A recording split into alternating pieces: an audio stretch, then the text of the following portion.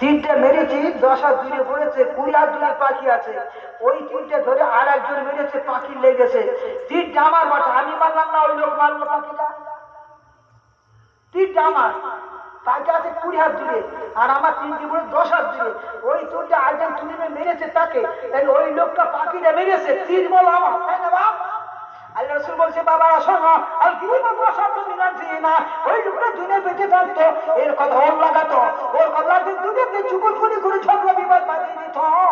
ওই দিন আল্লাহ পাক ওখানে ইন্তেকাল করেছে বটে, ওই ওখানে কবরটায় আযাব হচ্ছে, যতক্ষণ পর্যন্ত এই পাতাটা জিন্দা থাকবে খোদা আমার কিন্তু কোথা যাবে, ওর কারণে ওই লোকের গুনাহ তদরূপ আল্লাহ তাই মাফ করে দেবে। বলুন আলহামদুলিল্লাহ। আমরা মিথ্যা কথা বলি না, বলি না বধু? মিথ্যা পাপের বাপ মা বলো না, পাই ধরে বলছে পাপের মা বাপ হলো মিথ্যা। যে মিথ্যা কথা বলে তুই না সব কাজ করবে, একটা তার বিবেকে ধাক্কা দেবে না।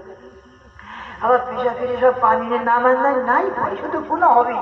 আবার তাহলে না মাটির উপরে না পাক চলা ভালো, না পবিত্র অবস্থা ভালো, বলো বাপ? পবিত্র অবস্থায় মৃত্যুর আযাব কম হবে, জেনে রেখে দেব। আবার কথা লাগালাগি করে ঝগড়া বাঁধায় না, ঝগড়া মিটিয়ে দেয়। হ্যাঁ বল, মিথ্যা কথা বলা জান বাঁচানো ফরজ, মিথ্যা কথা বলা যায়, তাছাড়া নাই। এটা জীবন বাঁচানোর জন্য, তাছাড়া বলা। আল্লাহ রাসূল খুতবা পড়ছে, 3 বার বলছেন আমিন। হুজুর আমিন বললেন কেন? শুনবা বাবা? বলছি হ্যাঁ, এই ফেরেশতার কানে কানে জিবরাইল বলে গেল, যারা দুনিয়ায় বেঁচে থেকে খেদমত করে মার সন্তুষ্ট করতে পারলো না, তারা যেন ধ্বংস হয়ে যায়। তাই আমি রাসূল বললাম আমিন, আল্লাহ তুমি কবুল করে নিও। হ্যাঁ, আমরা মা বাবার খেদমত করি। এই রাইস মিল তো কালকে আগে ঢেঁকিতে ধান মারতো না, মারা বাবা টিউবওয়েল ছিল, বড় বড় নদী পুকুরের পানি এনে মা বাপ ভাত রান্না করে খাওয়াতো, মনে আছে বাপ?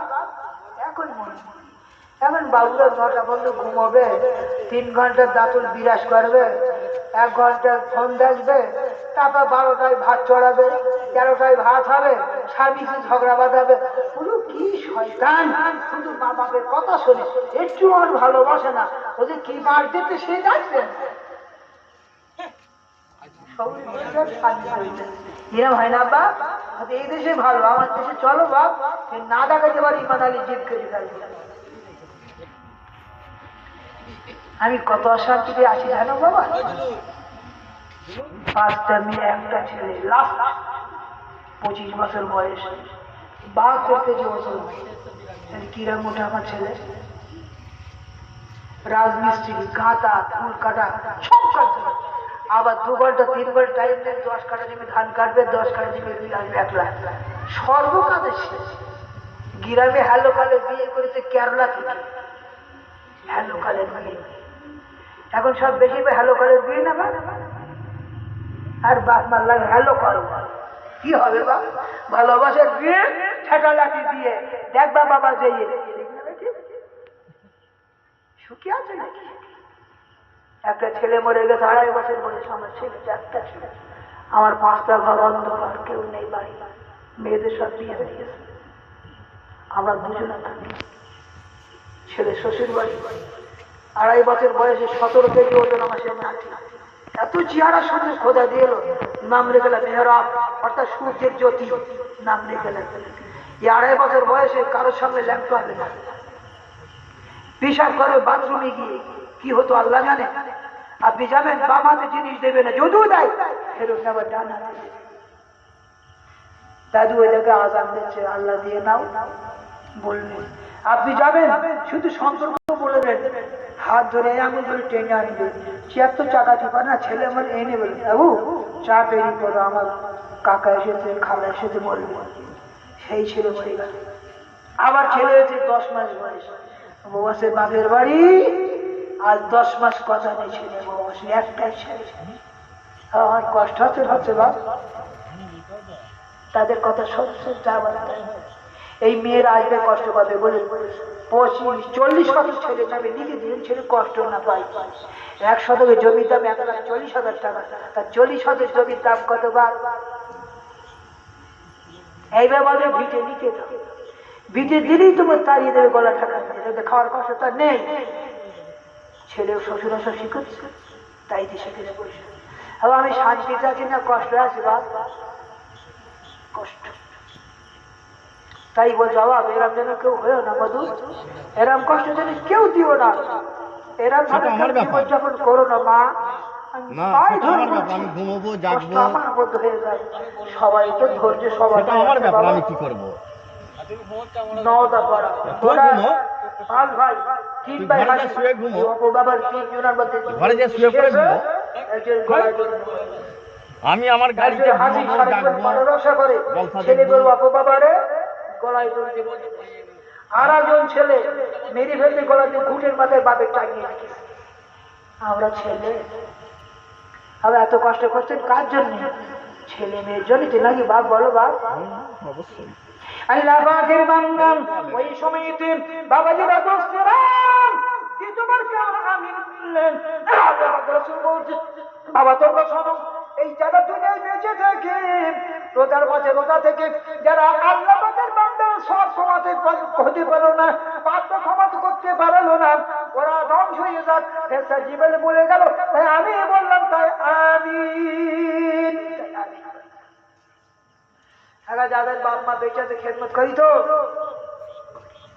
রোজার মাসে রোজা থেকে পাপটা ক্ষমার জন্য খোদার কাছে ইবাদত করি তো কি হবে? স্বয়ং রাসূল কি হয়? আল্লাহ পাকের বান্দা আব্দুল্লাহ মুবারক ওই জঙ্গলে শুয়ে আছেন, শুয়ে থাকাকালীন শীতের জড়িবুত হই আল্লাহ পাকের বান্দা আব্দুল্লাহর জ্ঞান নাই, জ্ঞান শূন্য হয়ে গেছে, ওই মনের মতো পড়ে রয়েছে।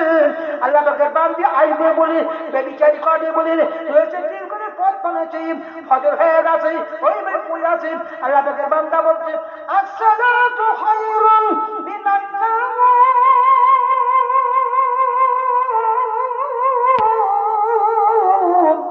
আসসালাতু খায়রুম মিনান নাওম।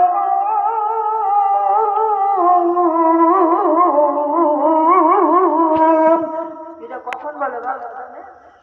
ফজরের সময়। ঘুমে তোমার নামাজ পড়ো, নামাজটা আদায় করো, ঘুম তুমি শিগগিরি ছাড়ো, এই বলে ডেকে দিলাম।